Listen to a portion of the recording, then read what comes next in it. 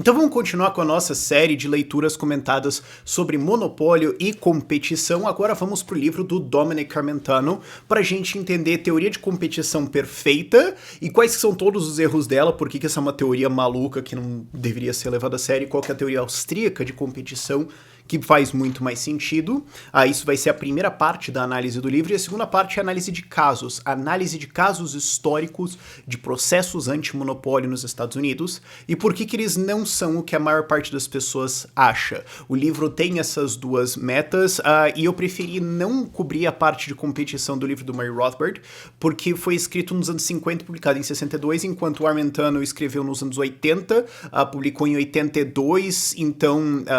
e ainda é reeditado hoje, eles ainda jogam um livro para frente, então eles ainda acham que isso está atualizado. De fato, está muito mais atualizado, tem uma discussão muito mais completa disso, até porque tem certos autores e coisas que ele cita dentro do livro que escreveram depois do Rothbard e que completam a coisa um pouco mais. Então eu acho que a parte de competição do Armentano nesse sentido é melhor, mas porque veio depois, né? Eu gostaria que o Rothbard tivesse escrito alguma coisa nos anos 90, alguma coisa assim, mas não deu tempo, ele faleceu antes. E como é que vai funcionar essa leitura comentada do Armentano inteira?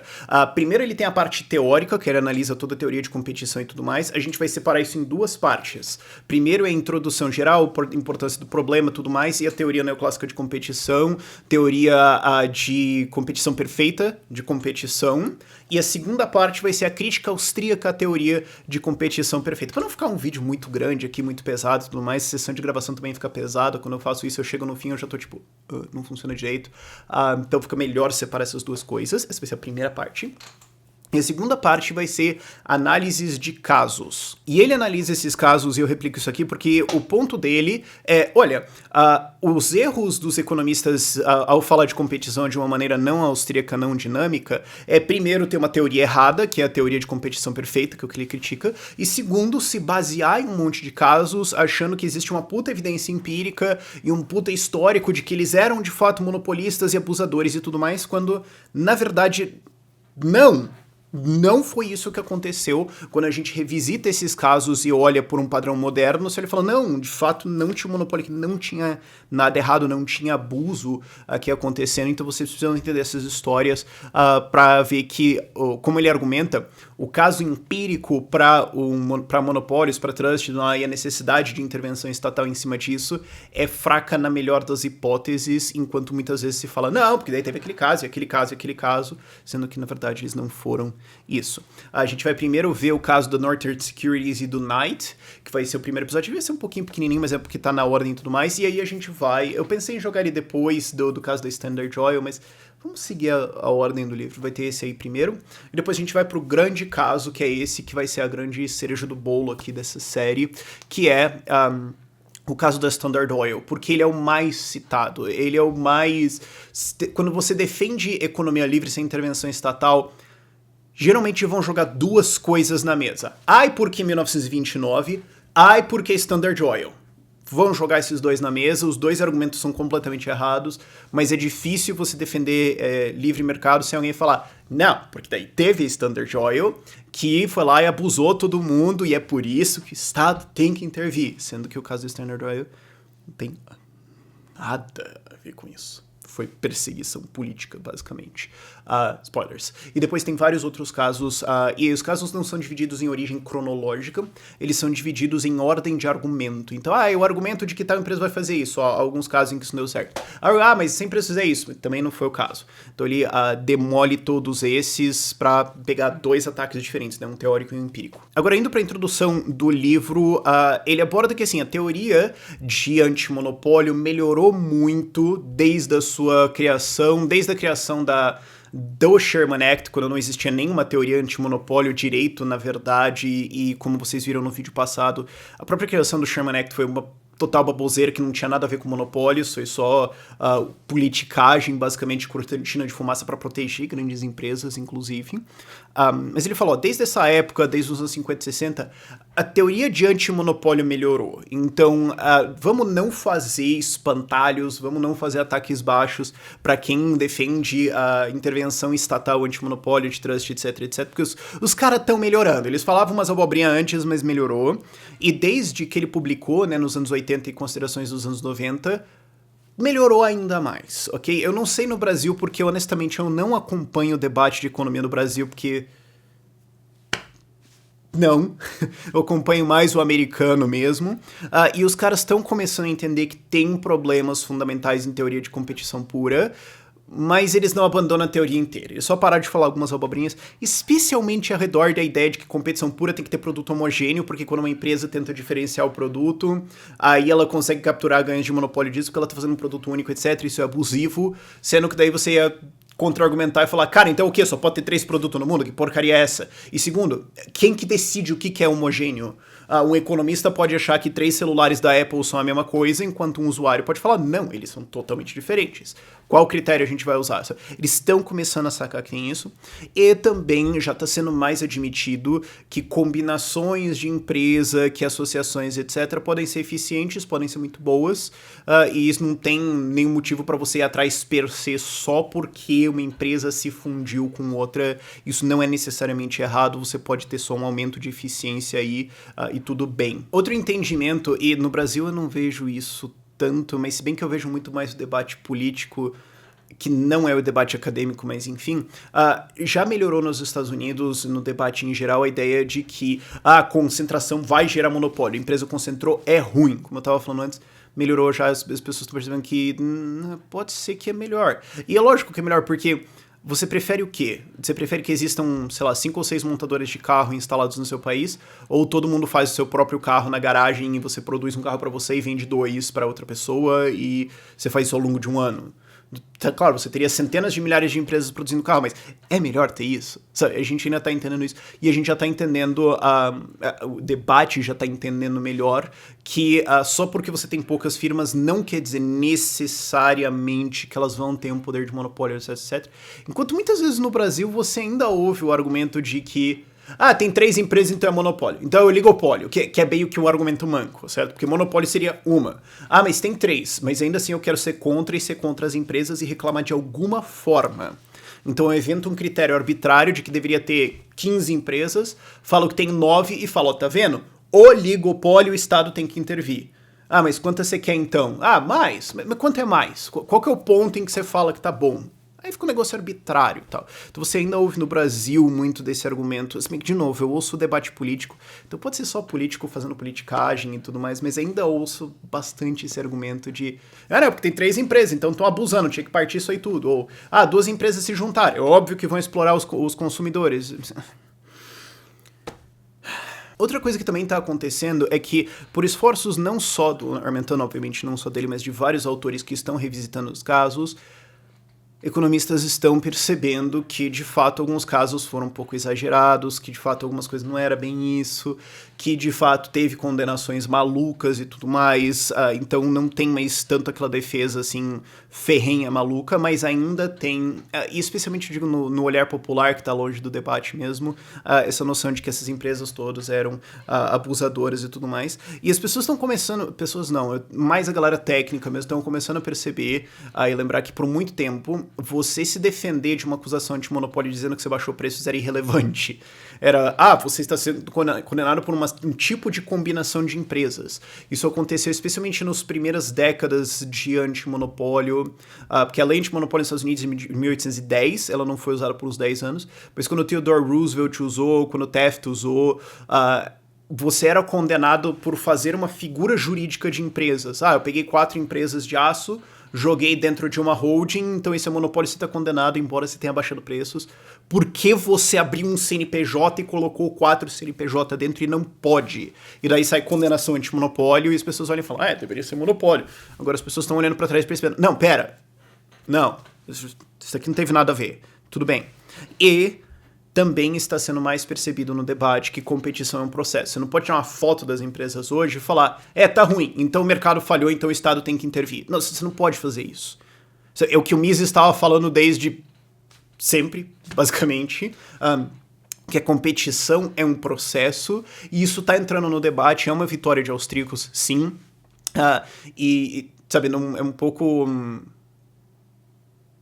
Acho que talvez um pouco sofrência exagerada, os austríacos reclamarem que assim, a gente é totalmente ignorado. Oficialmente, de maneira geral, sim, mas muitas críticas austríacas foram incorporadas em ortodoxia, e essa é uma que tá acontecendo já, dos caras perceberem, cara, você não pode tirar uma foto da empresa em um momento, ou de uma economia no momento, e falar, ha! Capitalismo falhou. Você tem que esperar uns 10 anos, alguma coisa, tem que ver o que está acontecendo, procurar tendências e tudo mais, que é a crítica austríaca de que competição é um processo. Só que se você fosse absorver isso, você teria que jogar fora a teoria de competição pura, que não está sendo feito. Então você tem uma situação onde duas visões incompatíveis estão sendo defendidas ao mesmo tempo, o que é totalmente contraditório, mas acontece. Acontece muitas vezes, as ciências se perdem nesses pontos e falam, a gente está resolvendo um debate que não sei. Para austríacos ele tá resolvido, para alguns não, mas, cara, faz parte da evolução do pensamento humano. Então vamos ser, eu sei que é uma tangente grande, mas ele faz isso na introdução, eu acho justo fazer isso. Não é como se quem não é um economista austríaco falasse que a teoria de competição perfeita é isso aqui, acabou, e literalmente todas as empresas estão erradas e os empresários têm que ir pra cadeia. Não, não seja uma posição dramática assim. A coisa tá melhorando, eu não sei como tá o Brasil nesse debate, porque honestamente não me importo para ver o debate econômico brasileiro, mas podia estar muito pior e já esteve muito pior, ok? Agora, paradoxalmente, embora você tenha essa melhora do debate e tudo mais, as leis antimonopólio basicamente não mudaram. O que mudou um pouco é entendimento, algumas coisas assim. Os argumentos econômicos em casos começaram a mudar, economistas mais modernos estão sendo citados nos casos agora com análises um pouco mais avançadas, o que levou a uma redução desde os anos 80, 90 para cá, redução de condenações malucas, o critério técnico para uma condenação subiu, isso você tem vários artigos que apontam, não precisa ser, não é uma coisa assim muito controversa e tudo mais. Então assim, embora você tenha um entendimento e tudo mais mudado, a lei continua lá do mesmo jeito, que é um negócio meio estranho, mas não muito estranho para um libertário, uma vez que você entende que lei não existe, o que existe é só opinião em cima da lei, então, e mesmo que você mudasse, não necessariamente isso vai mudar o que vai acontecer lá na frente. Mas bom, Estado, né? Isso aí é basicamente a introdução do Armentano ao livro, e como ele fala, né, a gente vai fazer duas coisas. Primeiro uma análise teórica, depois uma análise de casos, e vamos fazer uma análise de desempenho dentro dos casos, que é uma coisa que de maneira geral não é feita nos livros de economia de maneira muito geral, ok? Geralmente tem, então a empresa foi condenada, ponto. Mas não tem uma discussão de preços, de o que eles fizeram e tudo mais, geralmente só se pega a decisão e confia e acabou. É triste, o Rothbard ele criticava isso pra caramba quando ele fazia análises históricas e tudo mais. Ele fala, é triste como tem gente que pega a lei, lê a lei e fala, deve ser isso mesmo. Tá aqui tudo que eu preciso saber sobre isso. O cara que discursou a favor da lei falou que isso aqui era pra fazer isso. Deve ser isso mesmo, o político nunca mente, né? E é engraçado que assim, isso a gente vê que tem um problema, mas a galera às vezes não faz isso com decisões jurídicas. Se você os 3 juízes condenaram o cara por antimonopólio. Deve ter sido monopólio mesmo. Pago. É claro que 3 juízes vão entender pra caramba de competição e monopólio e não vão cometer erros, ou ser coisa partidária, ou ser perseguição política. E aí você olha, recentemente teve uma condenação da Google na União Europeia, porque a Google é uma empresa americana, tem umas rachas aí e tudo mais, e porque tem uns rachas da Google com a União Europeia, porque tem uma invejinha de Estado, em que a Google foi condenada basicamente por não fazer propaganda dos seus competidores. E daí a galera olha só, tipo, não, Google foi condenada anti-monopólio. Monopólio! Tipo, parece esquerda, fascista. Por quê? Bom, você não concorda comigo, então fascista. Parece isso, sabe? É triste como você tem isso, mas isso aconteceu com a Google recentemente. Tem gente que fala, eles foram condenados com monopólio. Quando você olha a acusação, é tipo, eles foram condenados por não fazer propaganda dos seus concorrentes. Imagina se isso fosse levado a sério. Mas isso posto, é claro, a gente vai então pro problema da discussão monopólio, antimonopólio e tudo mais, competição. Porque o problema, como se fosse enunciado, né, um dos jeitos de enunciar ele é, ok, mercados, preços, empreendedores, blá blá, esse pessoal todo, eles organizam a economia e eles alocam recursos. E eu vi algumas pessoas nos comentários perguntando o que é alocar recursos. Eu acho que até por isso que é legal eu gravar a série enquanto ela tá saindo. Eu gostaria de gravar antes e lançar tudo, mas às vezes é legal fazer isso e ver os comentários, porque eu posso colocar essas respostas no meio. Alocar recursos é decidir para onde que alguma coisa vai. A gente não tem coisas infinitas no mundo, os recursos não são infinitos, embora muitas vezes algumas constituições digam que eles são, o que é hilário, mas enfim. E aí você precisa decidir, tá, a gente tem aqui um terreno de 200 metros quadrados. O que será feito com ele? Esse é um recurso, é um terreno, é um espaço, e ele precisa ser alocado, ele precisa ter uma função. E uma vez que ele tem uma função, ele não pode fazer as outras, porque ele é escasso. Você não pode fazer duas coisas ao mesmo tempo com uma coisa, certo? Certo. Então, o quê? Você tem dois jeitos de alocar isso de maneira geral. Você tem o meio político, que é você pega um fuzil, aponta na cabeça de alguém e fala, vai ser isso aqui, tá ok? E daí se o cara fala não, você dá um tiro nele, vira pro próximo cara e fala, vai ser isso aqui, tá ok? De maneira geral, é isso. Força. Essa é uma das formas de alocar o negócio e é basicamente o que intervenção econômica via Estado é, e isso responde ao desejo de um político. Ou do cara com o fuzil, que no fim das contas é a mesma coisa. A outra forma é a econômica, que é o quem dá mais. Eu acho que tem que ser um parque. Beleza, você paga quanto pra fazer um parque aqui? 30 mil, beleza. Alguém acha que tem que ser uma casa? Eu acho que tem que ser uma casa e eu quero que seja minha casa. Quanto você paga? 50 mil. Aparentemente ele quer a casa mais que você quer um parque, então isso aqui atende mais ele do que atende você. Façam-se a casa. Digamos que seja só o debate entre o parque e uma casa, vai ter um debate muito mais complicado, é claro. Mas exemplo simples aí. Então, o que acontece? Economia livre, empreendedores, preços alocam recursos porque eles conseguem ver qual é a necessidade das pessoas transmitida através do que elas compram no sistema de preços, e assim recursos são alocados por empreendedores para produzir o que as pessoas querem, mesmo que ninguém na cadeia de produção saiba o que todo mundo quer. Isso é uma coisa que o Hayek falava bastante, né? É o problema de informação. Planejamento central, o Estado requer que você tenha toda a informação para planejar a economia, o que é impossível humanamente, e o Mises ainda argumenta que você nem conseguiria calcular isso, porque, enfim, mas não vamos entrar nisso aqui agora. Não vamos fazer essa tangente, Rafael. Controle, homem, ok? Mas você precisa ter toda a informação se você quer fazer planejamento central. O mercado não precisa ter todas as informações. O cara que produz madeira de construção não precisa saber que casas estão sendo construídas no Maranhão. Ele só produz madeira e fala, bom, aonde que estão pagando mais? No Maranhão ou no Pará por madeira? Bom, no Maranhão, então mando madeira pra lá. Por que estão pagando mais lá? Deve ser porque o pessoal, o quê? O que eles querem? O que eles vão fazer? Eu não sei e eu não preciso saber. Eu sei que eu tenho que produzir madeira pra cá e mandar pros caras lá e não pra cá. Você aloca recursos. Ok? Então, ok. A gente sabe que preços alocam recursos e tudo mais, bonitinho. Porém, será que não é possível que no processo de empreender, nesse processo de mercado, empresas fiquem tão grandes ou usem de canalices de maneira geral para desativar esse processo, controlar preços, ganhar um monte de dinheiro e explorar as pessoas? E a resposta austríaca para essa pergunta é não tem como você ter a formação de monopólios em livre competição. Você pode ter alguns problemas de informação e desbalanço e algumas coisas assim, e naturalmente você vai ter empreendedores que vão sacar oportunidades antes que outros, e porque eles são os primeiros a entrar, os melhores a fazer, vão ganhar mais dinheiro. Mas a tendência do longo prazo é que esses lucros sejam dissipados, porque a informação vai percolando, as pessoas vão sabendo. Então, não tem como você ter um monopólio por muito tempo, a não ser que você defina que, tipo, o monopólio é o único produtor e daí, tipo, todo mundo é monopolista, que é idiota. Ou quando alguém inventa alguma coisa, ele é o primeiro a fazer, ele é monopolista, então o Estado tem que intervir, o que também é uma definição idiota, enfim. Inclusive, a definição única de monopólio que faz sentido é concessão de privilégio estatal. Mas o ponto é, não tem como você ter uma exploração em livre mercado do mercado. Isso não acontece. E essa, é claro, é a discussão de 6 ou 7 episódios passados dentro da leitura comentada do... eu não vou pegar ali. Do Man, Economy and State. Esse livrão aqui, do Man, Economy and State, do Murray Rothbard. Refiro vocês aos outros 6 episódios se vocês não viram eles. Eu suspeito que algumas pessoas vão cair de paraquedas em alguns episódios aqui. E se você caiu de paraquedas e viu esse episódio até aqui, parabéns pela perseverança, eu suponho. O cara tá tentando... alguma hora eu vou entender o que tá acontecendo aqui, eu suponho. Tudo bem.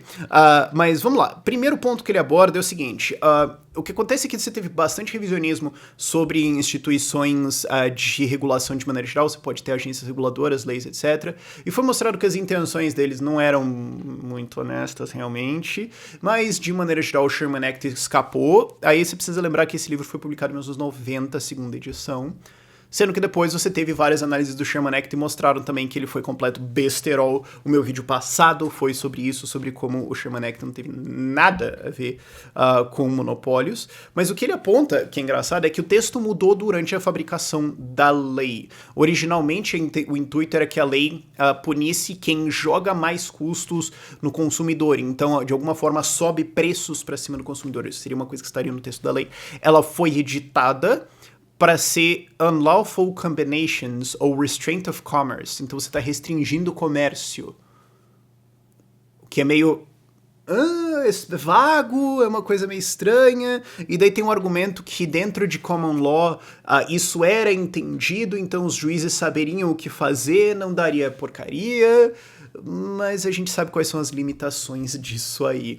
E o caso é que os tribunais de fato fizeram um enforcement da lei diferente do intuito. Muitas empresas foram condenadas, na verdade pelas primeiras décadas, as empresas foram condenadas sem ser uma análise de preço, não constituía uma defesa você dizer que o seu preço baixou. Você era acusado de monopólio, de exploração das pessoas, você falava, mas eu baixei meu preço.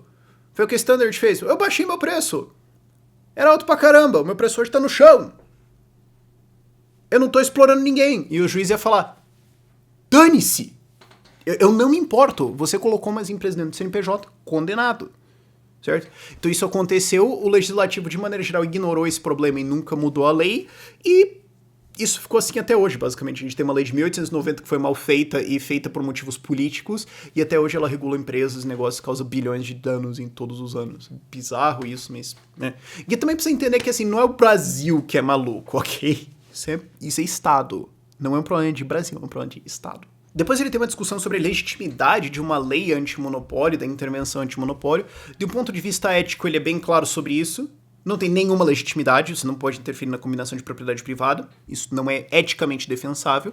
Daria para acabar o livro aí. Mas ele aborda, bom, o fato é que a maior parte dos economistas simplesmente não liga para esse ponto.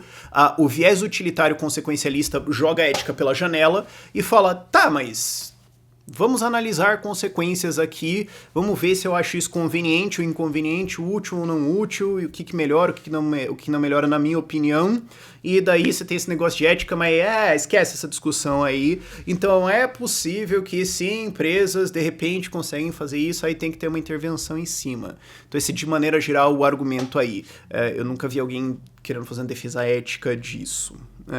O problema desse ponto de um ataque utilitário em cima é que ele é muito mais difícil do que você consegue imaginar. Porque você fala, mas vamos ver então se as pessoas estão sendo abusadas ou não.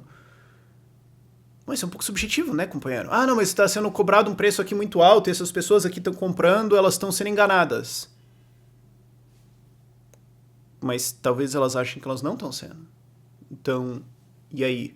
Ou, mas os preços estão abaixo dos custos. Não, mas pera, qual que é o preço? Preço local nessa loja, nessa cidade, no país, no mundo inteiro? O preço médio no ano, porque o preço pode variar. O preço médio nos últimos 10 anos, porque se você tem uma indústria que demora muito para produzir as coisas, o preço do ano pode ser irrelevante. O preço importante é o preço ao longo dos 10 anos, vai que você faz venda no futuro. Ou não é só o preço, pode ser o lucro. Então você pode ter um preço alto pra caramba, mas o lucro é muito pequeno. Mas ele é pequeno nesse ano, mas é grande nos outros anos. Qual que é... Ou a gente mede ROIC, certo? Porque pode ser que você tá tendo um lucro que pode parecer alto, mas internamente você não é tão eficiente assim, e por algum motivo você consegue um lucro alto, de repente, porque contabilmente você pode ter coisa... Então qual preço e qual custo a gente usa? Você tem um problema de subjetividade muito grande aí, e depois você tem, homogeneidade do produto. Mas ele é homogêneo ou não? Mas tem substituto ou não? Pô, depende. Eu acho que não tem, mas os clientes estão substituindo. Ou eles não querem substituir, eles pagam mais caro e eles estão fazendo isso porque não tem substituto. Não, mas vai que a galera acha que de fato vale o preço. Não, mas eu, economista, discordo. Pô, e daí, meu irmão? Vale a tua opinião dos clientes? Como é que você vai botar isso numa equação? Como é que você faz esse tipo de análise? Segundo, você tem um problema da impossibilidade de você apontar que existe um preço de monopólio, que é o que o Rothbard aponta no Man, Economy and State, tá nos episódios passados. Não tem como você olhar para um preço e falar, isso é um preço de monopólio. Você tem um preço. Mas eu não gosto desse preço. E aí você tem um julgamento, cara. E aí você tem uma avaliação sua, pessoal, e você vai querer punir empresas por causa disso. Você tem certeza, campeão? Terceiro, a evidência de existência de monopólio, da robustez da lei, da robustez dessas análises, de que você tem monopólios e abuso, etc., é muito ruim na melhor das hipóteses. E quarto, existem boas evidências de que antimonopólio, na verdade, foi muito bom para proteger empresas e evitar mais competição, porque é um jeito que você pode, como um perdedor na competição, falar: ah, tem aquela outra empresa que é muito melhor que eu, e eu perdi pros caras. Antimonopólio, Estado, olha isso. Você pode ir lá e chorar e quebrar os caras. Você pode fazer esse tipo de coisa. Empresas podem se preocupar em falar, cara, se a gente dominar muita fatia de mercado, pode ser que o Estado desce além na cabeça da gente. Então dá uma segurada aí, galera. A gente é tão bom que a gente vai ter que dar uma... Existem algumas evidências de que isso aconteceu, ok? E depois, claro, você tem um problema do uso da lei para perseguição política. Aconteceu com a Google recentemente, sabe? Às vezes eu puxo os casos do Theodore Roosevelt em 1904 ou 1908, a perseguição da Standard Oil, por exemplo, ou como William Howard Taft depois perseguiu a US Steel e a International Harvester porque eles eram dos Morgan, e o William Howard Taft, que era o presidente, estava no âmbito dos Rockefeller, que era inimigo dos Morgan. A galera fala, ah, mas isso foi muito tempo atrás, hoje a gente tá melhor. Google, tipo, recentemente, esses anos agora, a União Europeia condenou os caras arbitrariamente pra cacete, porque o Google tava enchendo o saco dos caras, basicamente. Bom, e aí? Porque o Google faz estruturas tributárias, isso é uma das teorias, né? Ele faz estruturas tributárias para pagar menos imposto. A União Europeia falou, vamos dar um jeito de você me pagar aí. Pá! Você tá condenado por... Você tá condenado pra largar de ser besta, é isso. Ô, juiz, inventa uma besteira qualquer aí, cobra 20 bilha dos caras. Pronto. Você tem esse tipo de uso, então será que isso está realmente ajudando as pessoas? Quando você põe tudo na balança, a impossibilidade de você dizer um preço de monopólio e a extrema dificuldade de você apontar os custos e preços a serem combinados, fora o fato de que a evidência é fraca e depois você tem um uso político disso, será mesmo que de um ponto de vista estritamente utilitário essa lei sequer deveria existir? Vamos fazer essa conta, quem sabe? Pera, não dá pra fazer, mas ainda assim, você percebe que tem um problema muito grande dentro disso? Então, mesmo uma defesa utilitária, mesmo que você joga ética e propriedade privada pela janela e fala, eu não me importo com isso, eu só me importo com o que parece melhor nos números aqui, ainda assim o teu caso é ruim. Isso posto, vamos então para a teoria de competição perfeita. E qual que é a ideia? A ideia é você criar uma régua contra a qual você pode medir o mercado. E isso tem vários motivos de você fazer isso do jeito que é feito. Um deles é porque aí você consegue fazer modelos em cima. Certo? Porque se você usa um modelo dinâmico austríaco, você não tem como fazer realmente um modelo sobre isso. Mas, se você fizer certas presunções, você consegue modelar a coisa. Uma vez que você consegue ter um modelo, você consegue manipular esse modelo, você consegue fazer um monte de brincadeiras, você consegue fazer um monte de estimativas e tudo mais, e daí vem as presunções. Certo? E as presunções de o que é um modelo de competição perfeita contra o qual você vai comparar o mundo primeiro, você tem empresas que são muito pequenas comparadas ao mercado com o total.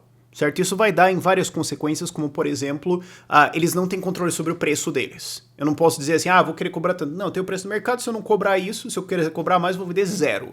Então isso me força a ajustar, não no preço, mas sim na minha produção.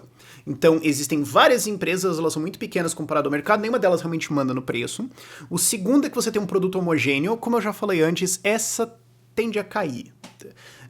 Já tem mais debate ao redor disso, mas você tem um produto homogêneo, porque daí o que pode se dizer é que você pode usar uma diferenciação de produto para tentar capturar ganhos de monopólio, certo? Você pode tentar criar alguma coisa nova, mudar o coisinho, fazer alguma firula, que pode ser real ou fraudulenta, entre aspas, vamos dizer assim, porque isso é bem subjetivo.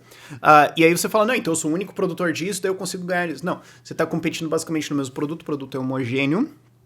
Os recursos são muito móveis, então se eu fechar minha empresa eu consigo me livrar deles muito facilmente, a gente consegue mão de obra ou matéria-prima muito facilmente, ninguém tem uma vantagem em conseguir levar ou trazer um produto, levar ou trazer um insumo, ninguém tem uma dificuldade de conseguir máquinas para entrar nesse mercado, elas são amplas, não é como se fosse uma máquina super blaster que é feita uma por ano na Alemanha e você tem que convencer o cara a vender ela para você, enfim, você tem recursos muito fáceis aí.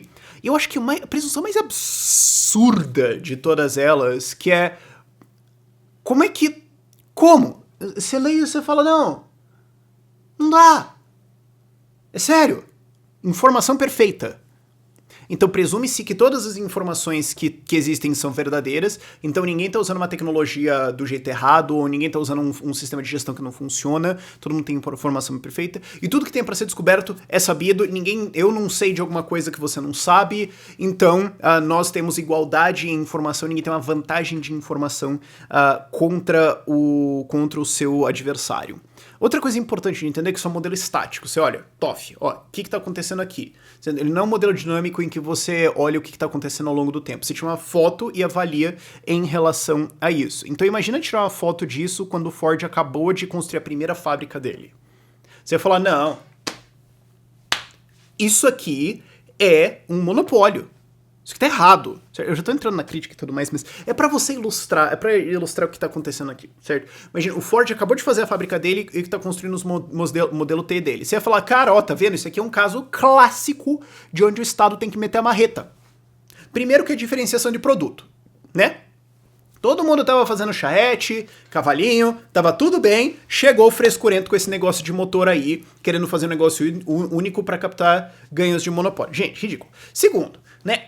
Ele sabe fazer isso aqui, mas ninguém sabe. Claramente ele tem uma vantagem injusta e desproporcional em cima do mercado, o que dá a ele uma capacidade de competição que permite um abuso em cima do cliente, porque as outras pessoas não conseguem abrir fábricas assim e fazer um carro e tudo mais. Então o cara tá explorando todo mundo. Outra coisa, uma empresa gigantesca, né? Basicamente é a única. Você tinha várias empresas de pequenas produções de carros artesanais, né? Eram oficinas pequenas, assinatura e tudo mais. O cara tem uma empresa aí que é monolito, o cara controla o mercado, isso aqui claramente é um abuso. E os recursos não são móveis. Alguém consegue abrir uma fábrica dessa facilmente, encontrar a mão de obra necessária para isso, ou... Isso aqui demora pra você fazer, tem um monte de coisas específicas. Inclusive, ele produz boa parte do equipamento dele, ele mesmo tá fazendo, porque é super específico. Isso aqui é uma canalhagem sem tamanho. Isso aqui é a prova cabal de que o mercado não funciona fecha Ford. Se você fosse levar esse exemplo a sério, né? Se você fosse levar essa teoria a sério. E é por isso que ela não é levada 100% a sério.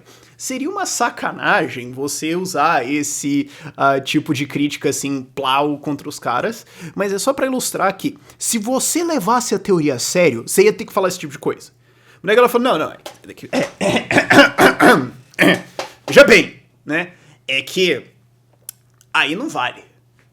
Então o que acontece é que, assim, isso aqui é um mundo perfeito, que inclusive depois é chamado de falácia do Nirvana, que você cria uma régua perfeita contra a qual você vai comparar outras pessoas, e depois você fala, tá vendo? Tá todo mundo errado. Então você precisa de intervenção estatal em tudo. Essa seria a posição se você fosse defender esse negócio a sério. O que acontece é que todo mundo que defende isso fala, não, mas é que tem uns 4 camadas de veja bem aqui no meio do caminho, certo?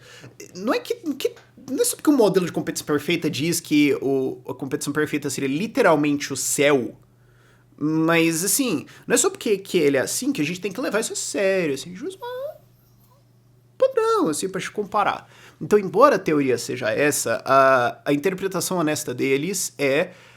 Existe uma certa linha do tá tudo bem, e existe uma certa linha que não. Aí você se passou, filho. Aí vai ter que ter Estado aqui em cima. Isso daqui não é defendido 100%, economistas que defendem essa teoria não defendem que o Estado tem que intervir em literalmente todas as empresas. Que é o que eles teriam que defender se eles defendessem essa teoria séria. Eles colocam uns... Vamos ver aí no meio. E aí que você tem o primeiro problema dessa teoria. E a gente nem entrou em críticas, mas que é importante notar, uma característica dela. Existe um grau de arbitrariedade. Porque assim, ó, de novo, essa é uma teoria que vai subsidiar ação estatal, então necessariamente agressão contra indivíduos pacíficos. E tem um grau de arbitrariedade nela. Então, até certo ponto, tudo bem. Mas quando você passa de um certo ponto que o pessoal decidiu, aí você se ferrou. Então você tá, no fim das contas, sujeito à opinião alheia dentro dessa lei. Não é tipo homicídio. Porque assim, não é que você matou o cara, mas tipo, você deixou ele super triste. Isso é o começo de uma morte e tem um pessoal que acha que isso é homicídio. Então a gente vai julgar você por um grau de assassinato. A gente sabe que isso é ridículo, mas é o que acontece em teoria de competição pura. Porque qual é o ponto? Qualquer pessoa poderia se defender, isso não configuraria uma defesa, mas legalmente, né, mas poderia ser um argumento a ser feito, falar assim, não, olha, eu acho que o ponto que vocês estão dizendo que é abuso, não é, eu acho que, gente, eu podia ter feito pior, né? Não, assim, honestamente, eu não fui legal com todo mundo e tudo mais. Eu fiz um monopóliozinho e tudo mais, mas... Ah, né? Gente, quem nunca, né? Vamos... E aí o cara ia falar, não, eu acho que aqui tá bom. Esse é o critério legal hoje, pra você entender, ok? Agora, o que é consenso é que qualquer coisa que se afasta desse modelo gera uma exploração, gera uma perda. E aí o Armentano tem dentro do capítulo toda uma esquematização e tudo mais, que se você quiser ir mais a fundo pode ir lá ver. Ele mostra como é que são os esquemas hoje, como eles são representados, que você tem, o que acontece é que quando você não tem isso, aí você pode reduzir a sua produção, ou você pode cobrar mais alto, você pode fazer algumas coisas para tentar ganhar mais dinheiro. Porque no modelo de competição perfeita, como as firmas são muito pequenas, é fácil entrar e tudo mais, o único jeito que você pode ajustar é ajustar a sua produção. Aí você fala, o exemplo clássico disso é, sei lá, o mercado de trigo, ou de milho, ou de soja não tanto, porque tem alguns países produtores de soja e outros não, mas trigo e milho é muito fácil, sei lá, arroz, qualquer coisa assim simples que você pode plantar e tal, e que é fácil de transportar. Então não vale alface, porque tipo, você não pode plantar alface no Rio Grande do Sul e querer vender ela no Amapá, não vai dar certo, ok? Agora, quando você tem um produto que é relativamente homogêneo, tipo trigo, sendo que não é homogêneo, tem variedade. Só pergunta por que faz pizza. Tipo, o trigo italiano tem uma diferença do trigo brasileiro que tem uma diferença do trigo argentino. Pergunta pra qualquer pessoa que faz pizza, ok? O trigo não é trigo. Mas o que já dá um problema desse negócio de produto homogêneo. Mas o exemplo cabal dado é uma fazenda de trigo, uma fazenda de milho, que se o fazendeiro falar, mas eu quero cobrar 80, não 35, o mercado vai falar pra ele, ninguém liga, bicho. Ninguém realmente se importa com o que você vai fazer. E se ele falar, então eu não vou produzir só pra subir meu preço, o mercado inteiro vai falar, então morre aí. A tua produção não muda a vida de ninguém aqui, filho. O ponto é que, assim, mesmo nesse problema, ele ainda tem alguma influência mínima, certo? Porque se ninguém tem influência no preço do mercado, por que o preço do mercado existe? Tem que existir uma mínima fatia de influência de cada uma das partes para que você tenha alguma dinâmica acontecendo. Mas eu tô me adiantando nas críticas. O ponto é... o que acontece é que dentro dessa presunção, as empresas ajustam o seu faturamento, a sua lucratividade baseado no quanto elas produzem. Então elas falam, para eu produzir mais do que isso aqui, daí começa a subir o custo demais, daí já não é mais lucrativo em relação ao preço de mercado, não tem nada que eu possa fazer contra esse preço de mercado, então a única coisa que eu posso fazer é mudar o quanto eu estou produzindo. Então eu vou produzir o jeito mais eficiente que eu posso, e daí eu paro e fazer o que é isso aí. Não tem o que eu, como empreendedor, possa tentar jogar de alguma forma, eu estou engavetado no meu jogo aqui. E aí o que acontece é que o que eles consideram ineficiências é quando você se afasta disso. Então, quando você tem alguma mudança dessas condições, algum empreendedor sabe mais, você tem alguma dificuldade de obter certas máquinas, você tem um produto que você consegue mudar alguma coisa um pouquinho e conseguir diferenciar, que não é tão levado mais a sério hoje, mas ainda assim é alguma coisa. Ou quando você é uma empresa de maior porte e isso supostamente te permite fazer algumas coisas, mas não necessariamente, você pode, então, reduzir a sua produção, você pode cobrar mais caro, você pode fazer alguma tentativa de manipulação do cliente, você pode tentar usar a ignorância dele contra ele. E daí isso de alguma forma permitiria você cobrar, você empreendedor, né, você produtor, empresa malvadona, criminosa, a cobrar mais do que você normalmente cobraria, cobrar mais do que aconteceria numa situação de mercado perfeito. E essa distância entre o preço de uma competição perfeita e o preço que está sendo cobrado seu, esse aqui é o crime, isso aqui é o que está errado, isso aqui é uma perda econômica, um prejuízo para toda a sociedade. Então, para evitar esse prejuízo, o Estado tem que intervir achatando as coisas na direção do preço de competição pura. De novo, nenhum economista... Deve ter um. Vamos ser justos, deve ter um. Mas a enorme e grande maioria dos economistas não acha que o Estado tem que amassar o preço até o preço de competição pura. Eu não vejo isso... E não é justo você querer dizer esse tipo de crítica pra cima dos caras. Tem algum ponto que os caras falam, cara, aqui não adianta, esquece, ou não é prático, ou pode causar um prejuízo maior porque, veja bem, ou ia exigir uma máquina estatal tão grande que ia custar tanto, que ia dar outra ineficiência econômica. Então tem um ponto aqui onde a gente vai falar, fazer o quê? Mas o Estado tem que dar uma chatada nisso quando alguém estiver muito fora. Então o que você pode fazer, como é que você faz isso? É fazer uma análise do preço versus o preço potencial. Você pode calcular diferenças, certo? Que é um dos jeitos que você pode ir para cima de monopólios, supostos monopólios, né? Você acusar eles. Você faz uma análise e fala, o preço deveria estar aqui, ou a capacidade de produção poderia estar aqui, Eu não vejo tantas análises por preço. Você pode fazer muito mais por capacidade de produção. Você pode estar numa capacidade de produção aqui, e o fato que você não está e você está numa capacidade embaixo, mostra que você está fazendo isso porque você ganha mais dinheiro aqui, o que mostra que existe uma distância entre o preço de competição perfeita e o que você está praticando, porque no preço de competição perfeita você não poderia fazer redução de produção. Como você está fazendo isso, mostra que você está num preço monopolista aqui. E a gente pode calcular essa distância aqui, estimar quanto que é e falar, não, mano, aqui, ó, aí escrotizou. Não, aí chega estado na tua cara.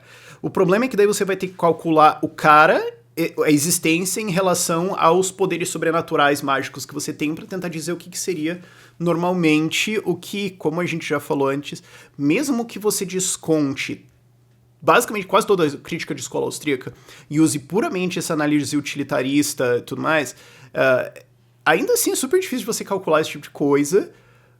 Mas tem um monte de liberal que é a favor disso. Tem um monte de gente monetarista. O Milton Friedman, até onde eu entendo, era a favor disso. O Walter Block vive criticando isso. Não, você faz uma curva potencial do que você poderia estar fazendo, o que você está fazendo, vê a distância, vê se isso aqui está meio demais e senta estado na sua cabeça. Isso seria um dos jeitos de você fazer um processo antimonopólio. Tem outros e tudo mais, mas acho que não cabe muito detalhe aqui. A gente vai ver isso muito mais nas análises de caso. E também isso mudou bastante ao longo dos anos 50, 60, 80... 90 e agora, sei lá, processos antimonopólio, agora, porque vai mudar o embasamento econômico. Eu tô dando as linhas gerais aqui, e também você vai ter diferença de países e entre economistas e coisas que vão ser citadas. Tem coisas que o tribunal vai achar que sim, tem coisas que o tribunal vai achar que não, tem coisas que um juiz vai jogar pra fora da janela, mas quando você vai pra apelação, outro juiz fala, não, veja bem, eu acho que vale. E aí você entra na maluquice de justiça estatal. Mas o que é importante notar é que existe uma presunção de que o Estado pode alocar recursos melhor do que o mercado em algumas ocasiões, quando isso está muito distante, porque algumas empresas têm algumas vantagens indevidas, violando a competição perfeita, e daí o Estado pode balancear isso, chutando a galera de volta para um preço de competição perfeita. Então existe uma presunção incriticável de que o Estado pode fazer uma alocação de recursos mais eficiente do que o mercado, mas isso está presumido dentro das conclusões aqui. Não que seja uma presunção de comunismo perfeito de que o Estado consegue alocar sempre, e muitas vezes você pode ouvir o argumento de que assim, não é que ele consegue fazer isso bem, ele às vezes pode até ser meio ruim, mas às vezes a empresa chega lá e escrotiza pra caramba, então mesmo que o Estado seja ruim, ele meter a mão nisso aí é melhor do que não. Eles fazem essas comparações de C e C. De novo, eu não acho que ninguém vai defender que dá pra você chegar no perfeito, mas o que eles podem falar é, cara, entre as duas opções é melhor o Estado meter a mão e jogar aqui. Eu já dei uns spoilers fortes ao longo da explicação aqui, porque também, cara, é meio inevitável mesmo, mas é só no próximo vídeo que a gente vai ver, de fato, a crítica completa dessa teoria, a crítica de falácia do Nirvana, a crítica de várias coisas aqui, e a apresentação de um modelo alternativo, que é o modelo austríaco de competição como um processo, mas enfim, isso vai ficar pro próximo vídeo aqui. Eu acho que esse aqui já ficou longo o suficiente. Por esse vídeo é isso. Tchau, tchau.